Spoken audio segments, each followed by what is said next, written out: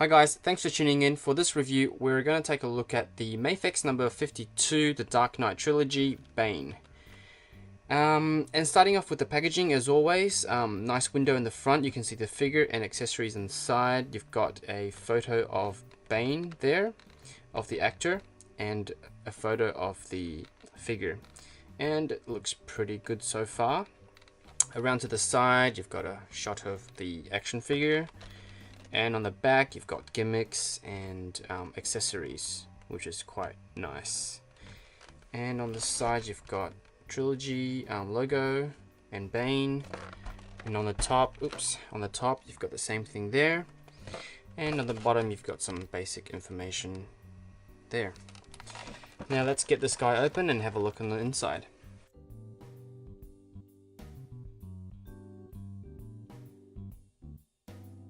And on the inside, you've got the figure and accessories resting in the black tray, which looks really nice. It looks really premium. It kind of puts all the focus on the contents. And on the back here, you've got the MAFEX display stand. And here are all the accessories that Bane comes with. Out of the packaging, he comes with closed fist hands.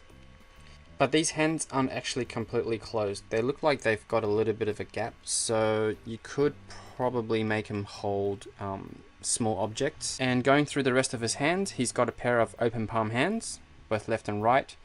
And the right hand side has the glove on, and the left hand side is naked. And he also comes with a pair of the grasping hands, nicely sculpted, soft fingers. And he comes with two different Batman masks. So one is slightly more damaged than the other. So this one here has basically half of it destroyed, whereas this one has only has a little bit of damage down here. And he also comes with a pair of naked arms. So these are for when you take off his coat, which I will show you in a sec. And the naked arms actually comes with fully closed fists. So you can see here the fists are completely closed. Good for punching. Okay, so I've just realized what these hands are for. The ones with the holes in them that look like they're punching, but they're not. They're actually for holding the Batman's broken mask. So you just slide it in between the fingers, the finger and the thumb on the edge, and then you can have him holding the masks. So that's pretty cool. And just go ahead and do some hand swaps. The thing I kind of noticed with this figure is the peg is very thin, so I'm really kind of scared that I might break this peg. And he doesn't come with any extra pegs, so just be careful when you do the hand swap. Just push it in gently, give it a few twists. Make sure you're not putting too much stress on that joint. And the hand should go on pretty easily. And why don't I show you the taking off the jacket. So you pull his hands or arms out of the shoulder joint, slip his jacket off. And the jacket itself is made of rubber, or not rubber, PVC most likely. And it's very pliable and very well detailed on the inside. And with his naked arms, you just pop him back in. But I don't suggest that you do this too often, because I have a feeling the joints, the ball joint here, might slowly get worn out and become a bit loose. And that's how he looks without the jacket.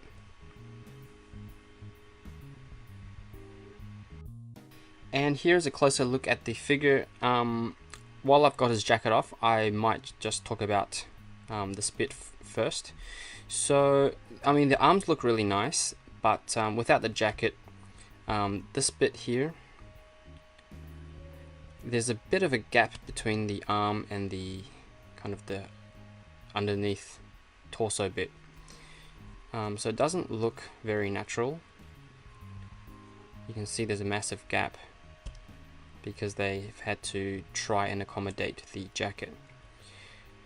So from the front it looks okay, but his chest seems really kind of narrow. It comes in like this rather than oh sorry, it comes in like that rather than like a V shape. So that's not super nice. The other thing I've kind of noticed with this jacket off is his waist compared to his torso. It's very much misaligned, or not misaligned. The waist is very small compared to the size of his torso. You can see it overhangs by quite a lot, and it just doesn't look like it flows very well. So either the waist is too small or the torso is too big. There's a massive overhang there. Not a good look with his without his jacket. So I definitely prefer this figure with the jacket on because it hides all of that. And if you really wanted to be different, I guess you could put the naked arms over the jacket to give him a bit of a different look. But I don't know why you would. Alright, now back to the jacketed mode. Let's have a look at his face. His face is quite nicely sculpted. The paint job in there is quite nice. His eyes look a little bit dead, kind of expressionless. But apart from that, the paint is quite tidy around the back. You've got some painted detail there too. The jacket is nicely sculpted. These fluffy bits look pretty realistic. And the inside as well, it's textured, so that's quite nice. His body has nice sculpting detail, nicely painted as well. It looks like it's been given a little bit of a wash, so it looks quite realistic. On the jacket itself, there are lowlights and highlights painted, so it kind of brings out that texture as well. So that's quite nice. And same on the jacket arms. Even the little buttons here are painted, so that's quite nice. Belt has been painted and the buckle has been painted. Pants also various bits of paint done quite nicely and very tidily. Nice paint job on the boots with the eyelets painted in gold, so that's really good attention to detail. But nothing on the bottom of the boots in terms of texture or the boot pattern. And now onto articulation. Starting with his head, he can look up that far, but I think he can look back a little bit further if the jacket is off. Yep, he can. So the jacket here interferes with the neck joint a little bit, but he can pull it back a little bit further than that. And then he can look down there, and then side to side tilting, so that's quite nice, and all the way around. For the shoulders, it is on a ball joint, as you've probably seen earlier, and you can actually pull his arm down and up. And this will also give him a little bit of a butterfly joint. Obviously it's a little bit restricted because of the jacket, but it is there. And then all the way around. And then the joint here also gives him a bicep swivel, but it's more up where the shoulders are rather than a traditional bicep swivel. And he's got double jointed elbows, just over 90 degrees, which I think is good enough. And then for the wrists, he's got pin and hinge, so in and out and all the way around. And with his body, I think there's a ball joint in there and also in there, so you've got a pretty good range of motion, so he can crunch all the way forward like so and extend. Oops. Well, here's a look at the joint. So he can extend quite a bit backwards as well, but then you start to see all these ugly gaps in the front, so that's not great. He can obviously turn his torso all the way around. Sorry, not his torso, his waist. And with his hips, he's got that pull down joint. And the pants here are actually soft rubber, so they do kind of push out of the way, so there's no interference with the top of the legs, so that's good. Pull down, which allows him to do, oops, okay, he's just kind of coming apart all over the place, but it just clicks back in quite easily. So you can probably do about that much of a split. Again, the jacket is interfering a little bit, and then he can kick forward about there, which is quite good. And then back without the jacket interfering, probably 90 degrees at least.